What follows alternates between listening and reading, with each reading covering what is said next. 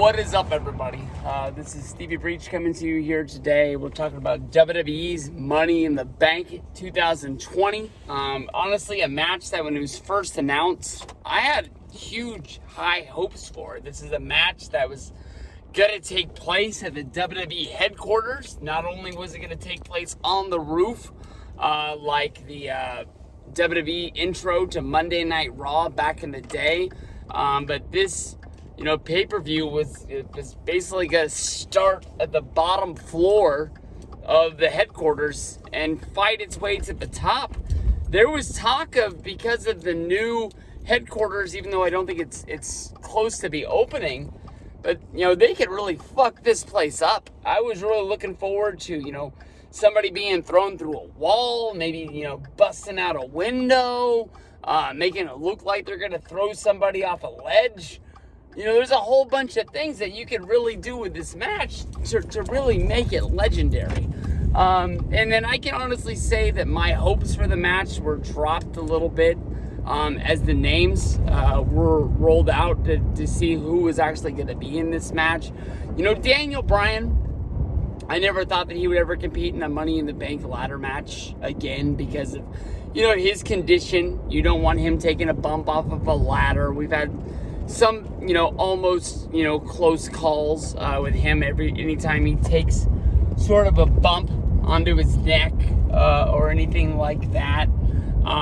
You kind of think, is that the last time we're ever going to see Daniel Bryan in a ring again? Simple things, kind of like that.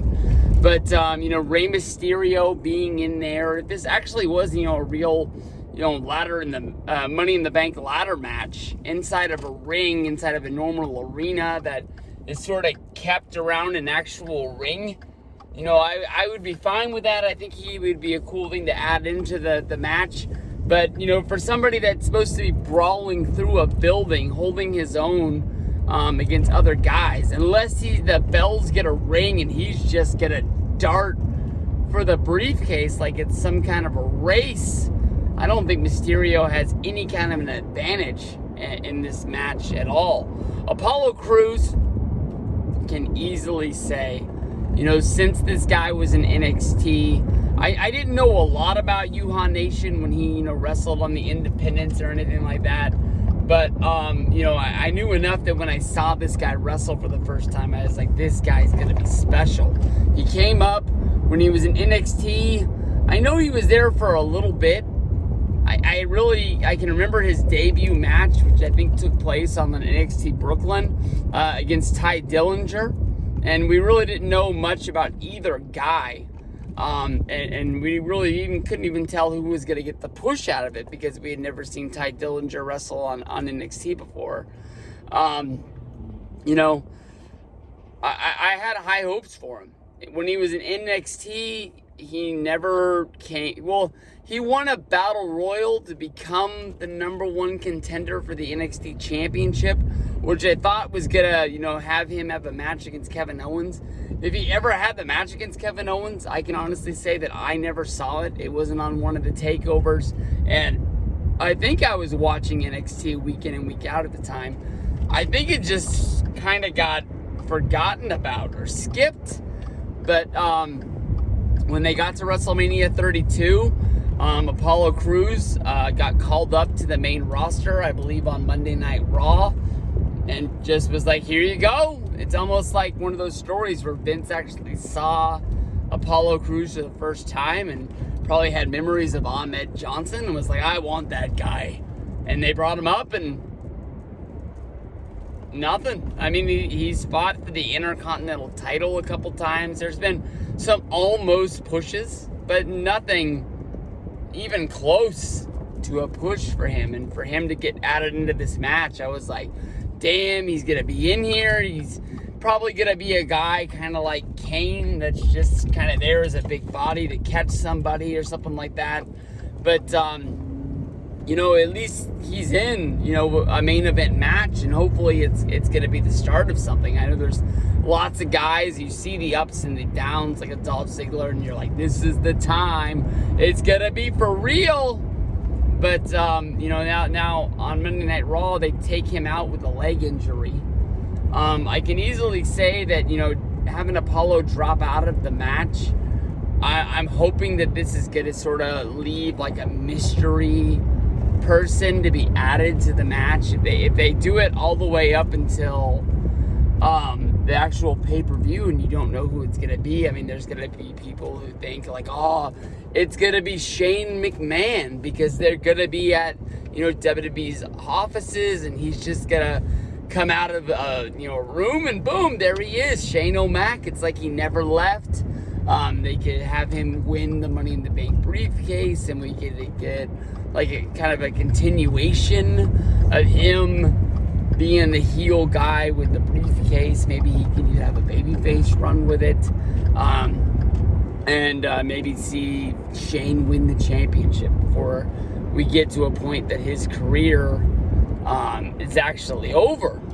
And I think that honestly that would be pretty fun to see. But if they're just gonna add somebody via a match, I think that honestly it'd be pretty cool if a guy like Kevin Owens. I don't want to come off as like kind of weird here, but to me, honestly, definitely dropping Apollo Crews out of this match. We need some more beef in this match. We need some more big dudes. I don't know where Samoa Joe is. I saw a rumor yesterday that he's actually going to go back to the Raw commentating team. Maybe he's not able to be there. But I mean, in this match, I mean, if we want to see total devastation where they just pretty much have to level WWE headquarters down, we're going to need some big guys to throw some other guys through some walls. And, right now with Brock Lesnar, I'm pretty sure he lost.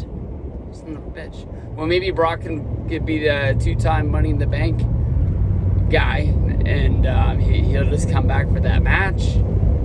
I guess maybe he could because Drew McIntyre's your champion. But Braun Strowman, easily one of the guys when it comes to, pulling down sets and flipping over buildings and tipping over semi-trucks. Braun's your guy. Braun can't be in the match because Braun's already champion and he's not going to want to cash in against himself. But then again, Braun isn't the brightest guy in the world. But, we need some big dudes in there. And there's not a ton of people on the roster. It'd be awesome to see Cena in the match, but that's probably a long shot as of right now. I don't know. I mean, he probably is not going to want to jeopardize any future movies that he's lined up for. But then again, he's probably not making movies. So at that point, why aren't they having John Cena on TV more often? Especially knowing that Roman's not going to work these TV tapings. Since WrestleMania, he's pulled himself out. Why isn't John around?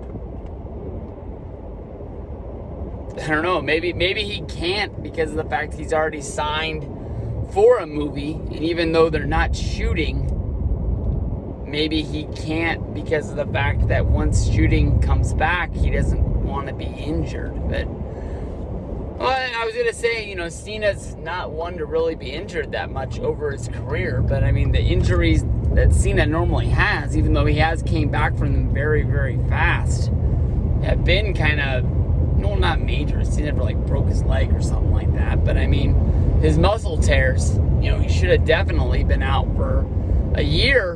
And most of the time, Cena was back in record time. To be back on the main roster, wrestling on the pay-per-views and stuff like that. So, I mean, Kevin Owens is definitely a guy that I want to see added to this match. I'm going to look like an idiot if they already added him in there last night just because I didn't watch the show. I didn't know. But I want more beef in there. I want more bigger dudes. I want to see total devastation in this match. I don't want it to be like a cruiserweight fest of guys, doing flips and shit like that. There's a time and place for that. But this match to me has a whole bunch of just hope that it's going to be big. And although I can honestly say that I've already dropped my expectations for this match a little bit, I still think that it can deliver in the long I want to double down. I meant it. I'm hoping. They've probably already filmed this now that I think about it, because I saw pictures online of them having the ring and the actual event ring on top of the studio, and it looked cool. And they did have both briefcases held up above the ring.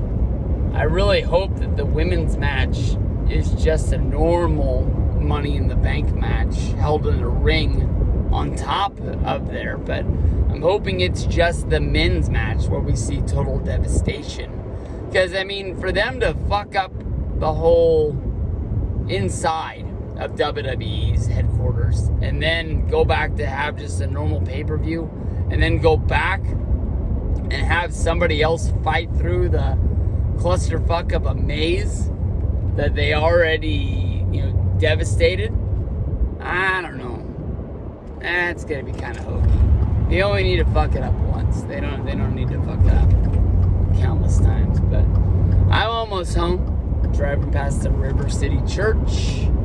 Gonna pop in a frozen pizza. Probably upload this video to the YouTubes, and have a good night. It's been a couple days since I posted a video. Probably the last video I posted about wrestling was actually about the Money in the Bank match. It was probably a few weeks ago. Oh, there's freaking traffic at my exit. You gotta be kidding me. Why? People probably all lined up to get the Walmart and Target. But, alright. If there's any more wrestling news, you might get it before I even get off of this freaking off-ramp. So, talk to you later, guys. Peace out.